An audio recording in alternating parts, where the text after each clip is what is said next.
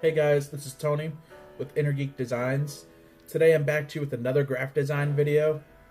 Today I want to talk about how are you going to find your first graphic design client. Now these are some tips on how to find one, where you should start looking for one. These are some great tips for if you're just getting out of school, if you're just starting as a freelancer, or if you decided that you want to dip your toe into graphic design and see if you can make it as a freelancer. Remember, design videos come out Mondays, so get subscribed to that if you haven't already. So there's two things I want you to keep in mind before you even start looking for designers. One, you have to be knowing what you're capable of, what's your skill level, what are you comfortable doing as a designer. Do you want to be very comfortable doing websites, logos, social media posts, layout design? What are you comfortable doing?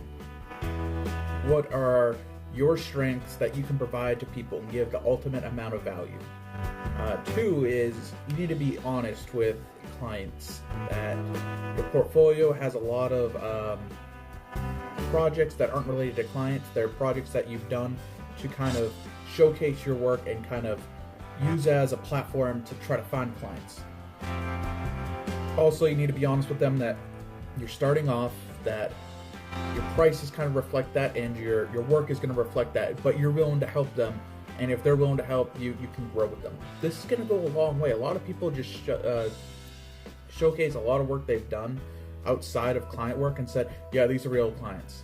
And eventually it starts catching up to you, and the clients can kind of sniff it out, and after that, you're done. You're not going to be working anymore. So first I would say is that you need to be your own client.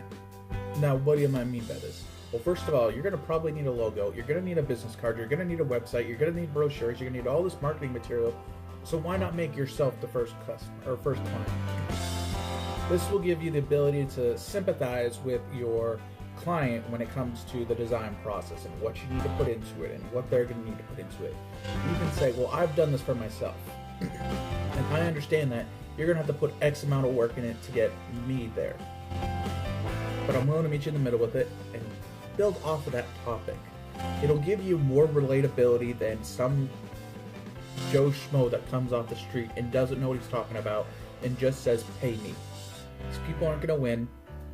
They're not going to go far. So I would say build off of what you've learned from being your own design client.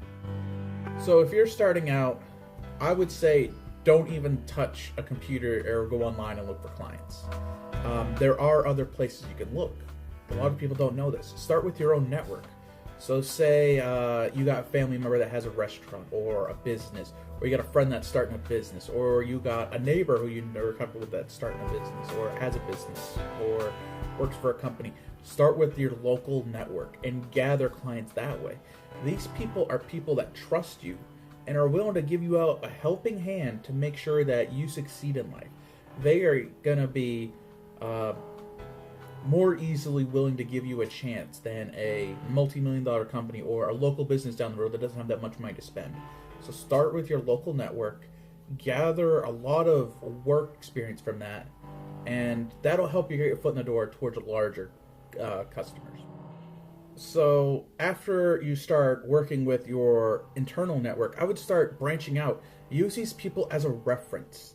The thing is that a lot of people don't think about is that your clients can also be your best sales force.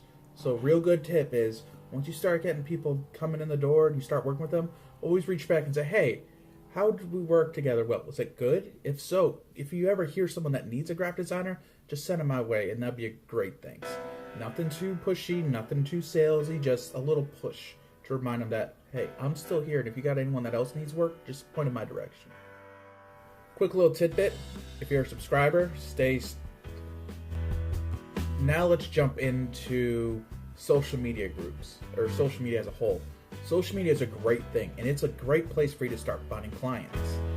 You can use Twitter, Facebook, LinkedIn, Instagram. These are the 4 I recommend strongly.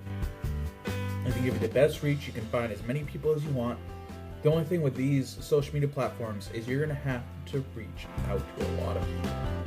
And that's where a lot of people start getting bummed out and down out about social media. You have to reach out to a crap ton of people. I do as many DMs as I can on Instagram until I get a, you can't send any more DMs because you're blocked for the day. Then I'm done for the day. Then I go to another platform until that happens. Usually Twitter's next. So I would use these. Twitter search. If you're not using Twitter search, you're doing something wrong. You need to be using that. That will help you more than you may think.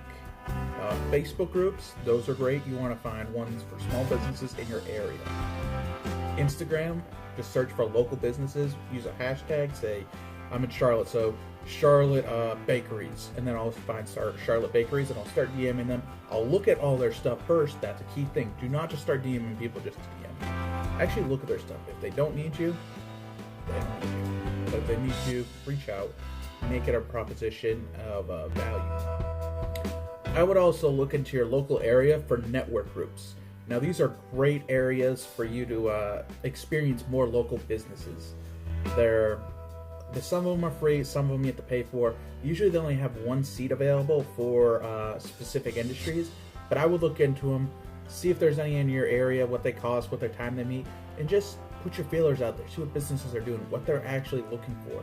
You may not get a client right then and there, but if you play the long term and the long card, you might get a client out of it. Another great way to find new clients, it's a little bit riskier. You're not going to get as much feedback, but I've been able to do it recently. Or when I started off, is local events. Now, local events, there's always going to be a section of vendors or businesses. You go down there, you look at people's booths. The way I do it is I first go down the booths, look at them, see who's there, see who I might be able to help with just by a glance looking at their material. Then I'll actually talk to the people at the booth. See if A, it's the right person to talk to. B, do they have an in-house designer? Are they looking for a designer? Or C, if it's not the right person, who am I supposed to contact? Or is there an email I can contact you and just get in touch with the company and feel them out? Now, there's people who might do this and just either A, hand their business card and say, hire me, or B, take their business card and it may be a generic sales or contact email and just email them, and then they're just in a void where, you know what, no one's going to contact you at that point. So actually engage with the people at the booth. If they're not the right people, ask them if they can give you the name of the person that's in the right decision-making position for you. And finally, I want to give you the last tip that I can think of that I haven't heard anyone actually propose as a graphic designer. And I don't know if it's because of people in the design industry aren't looking at this as a way to do it, or if they haven't caught up to it, or if it's just, if you're not exposed to it, you don't know it exists. And that's live streaming. Now, a lot of people know LinkedIn, Instagram, YouTube are doing live streaming, but also Twitch and Mixer. These two are powerful as well.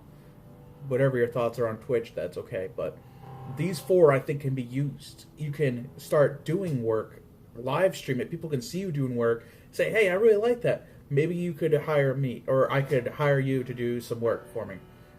Now, I say Twitch and Mixer because a lot of the people that use those services, once they get to a certain status, they want emotes, they want banners, they want